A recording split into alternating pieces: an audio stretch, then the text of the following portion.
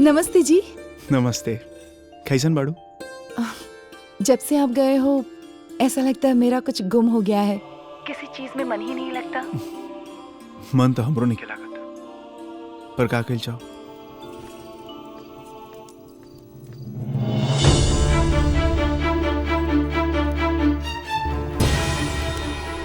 आपने खाना खाया? अभी कहाँ? अभी तो बस ऑफिस से नहीं है। सोचनी तारा से थोड़ा बात कर ली, फिर खाना खा लें।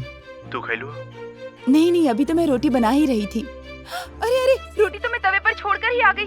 चलिए बाद में बात करते हैं। अरे सुनो, हेलो। By by by.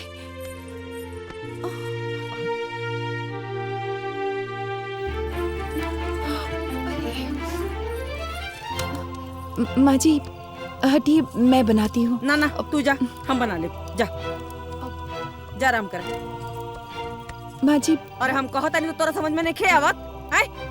जा तू अपन काम पूरा करा, रोटी बन जाएगी। माँ जी प्लीज हटिए ना। माँ जी आप बना रही हैं रोटी, जरूरत नहीं। अब गलती नहीं होगी माँ जी, प्लीज उठिए ना माँ जी, प्लीज माँ जी, मैं बना देती हूँ। प्लीज माँ जी छोड़िए ना। कि शहर के लड़की से ई चूल्हा चौका का काम ना होई, बुझाई? जा आराम करा, जा। खाना बनावल हमार काम बा।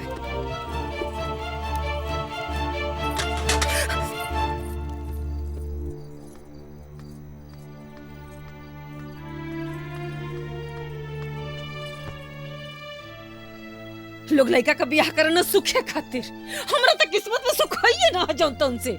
सुगंधिया, अरे सुगंधिया, एक लोटा पानी लेके आ। ले आवा तानी। ओहो, ये औरत नहीं एक मिनट चैन से शांति के साथ ना सोए देले। अरे ऐसा न कवन पहाड़ उलट के अवतारू कि अवता दुख छाप लेलस। सुना ना गलती अंगनवा में ना तो थरिया में रोटी ना जरल कोयला मिलल रहत खाए के जौन तौन से। आ जाए बबुआ कहीं ना है और आ जाए फोने पर खुसुर पुसुर का जानी कौन पहाड़ टूट गए और कमन दुख पड़ गए उनकरा पर। भगवान पता नहीं कहाँ से फोन बना दिला जौन तौन से। अरे भाई नया आयल बिया, बहुत तरीका का बात होला। एमन समस्या का बा?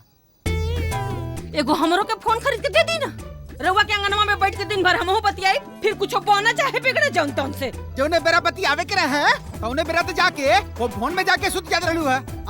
हमार दिमाग नहीं खे पगलायल कि तो है फोन खरीद के दे देई। जान तरमाई, आज हमरो ससुई के फोन आई रहल, कहत या का कि 6 महीना छोड़ देबक बा तो अब तोर गर्मी शांत होई। अब बताओ माई। चुप रह। एकरा में अपन का होती है, कोई अपन का शुरू कर देलस। दबानी सही कहल बा, जैसन पिसान वैसन रोटी और जैसन महतारी वैसन बेटी।